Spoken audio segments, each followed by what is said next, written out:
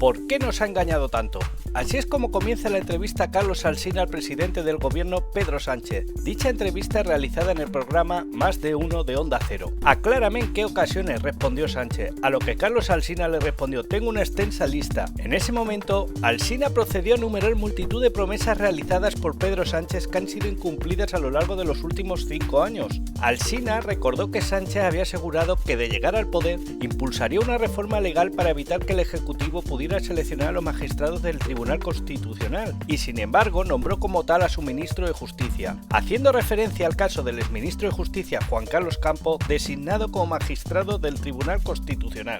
Además, Alsina señaló que Sánchez se comprometió a combatir la politización de las instituciones por parte de los partidos políticos, pero nombró a su ministra de Justicia, Dolores Delgado, como fiscal general del Estado, incluso anunciándolo antes de que dejara de ser ministra. Usted afirmó, le recordó Alsina, que un político no puede conceder indultos a otros políticos, y usted indultó a todos los que pudo. ¿Quiere que continúe?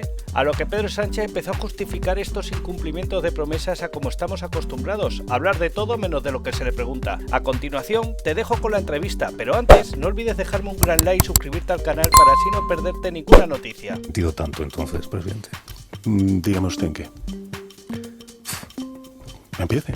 Tengo una lista larga. ¿Prometió usted que si llegaba al gobierno promovería una reforma legal para que el gobierno no pudiera elegir magistrados del Tribunal Constitucional? Y asentaba ahí a su ministro de Justicia. ¿Prometió usted combatir la colonización de las instituciones por parte de los partidos políticos? E hizo fiscal general del Estado a su ministra de Justicia. Lo anunció cuando todavía no había cesado como ministra de Justicia. Dijo usted: un político no puede indultar a otros políticos. Hay que acabar con eso. Indultó a todos los que pudo. ¿Quién decía? Bueno, yo en eso, Carlos, quiero decirle lo siguiente. He tenido cambios de posición política en algunos asuntos de Estado, como pueda ser el tema catalán, que usted antes ha hecho referencia, sin duda alguna. Lo he tenido. Porque he tenido que tomar decisiones muy difíciles, muy arriesgadas, lo dije en algunas de mis comparecencias, y también muy complejas. Incluso yo estoy convencido de que hay oyentes de su cadena que pueden estar pensando no en votar al Partido Socialista, lo hicieron en 2019 y hoy no, precisamente por los indultos que hice a los líderes independentistas. Pero creo, honestamente, después de la experiencia acumulada durante estos 5 años tan difíciles como presidente del gobierno, que la política está para resolver problemas, aportar soluciones y no dar rienda suelta a las venganzas de nuestras propias pasiones. Cataluña hoy no es una de las principales preocupaciones de los ciudadanos y sí lo era hace 5 años cuando tuve el honor de ser presidente del gobierno, elegido en ese caso tras una moción de censura. Tomé decisiones difíciles, los indultos lo fueron.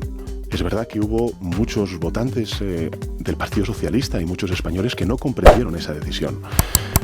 Pedí ese voto de confianza por esa decisión y creo humildemente que la situación hoy en Cataluña nada tiene que ver ni con el 2015, ni con 2017, ni con 2019, cuando nos presentamos a las elecciones en noviembre de 2019 con los contenedores incendiados en la ciudad de Barcelona.